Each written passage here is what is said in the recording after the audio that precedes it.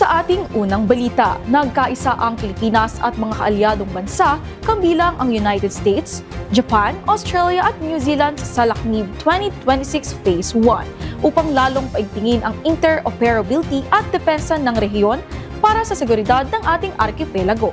Ulat ni Angel May Flores. Sa gitna ng lumalawak at mas tumitinding hamon sa seguridad sa Indo-Pacific, pinagtibay ng Pilipinas at mga kaalyadong nitong Estados Unidos, Japan, Australia at New Zealand ang kanilang kolektibong kakayahang militar sa ilalim ng Exercise Salaknib 2026 sa Fort Magsaysay.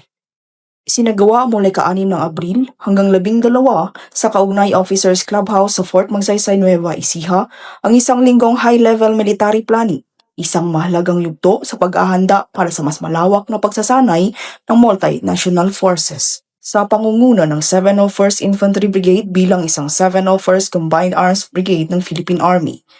Katuwang ang mga pwersa mula United States Army, Japan Ground Self-Defense Force, Australian Army at New Zealand Army, isinagawa ang masusing receipt of mission brief at mission analysis. Layunin ng prosesong ito na makabuo ng malinaw, makakaugnay at epektibong plano sa operasyon para sa Phase 1 ng Salaknib 2026.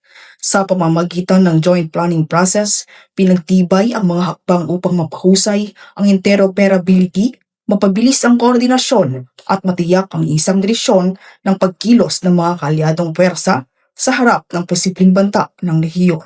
Ayon sa mga opisyal ng militar, ang yugtong ito ang pundasyon ng buong ehersisyo kung saan pinagtitibay ang pagkakaunawaan, pinag-iisa ang mga desisyon at pinag-uusay ang kakayahan ng pwersa na kumikilos bilang isang organisado at epektibong unit.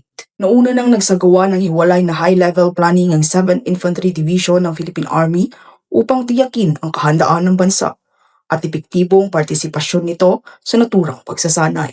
Sa pamamagitan ng pinalakas na kooperasyon, patuloy na pinapaunlad ng Pilipinas at mga kaalyado nito ang kanilang kakayahang tumugon sa mabilis at nababagong sitwasyon sa seguridad, isang patunay na matibay na alyansa at kolektibong depensa.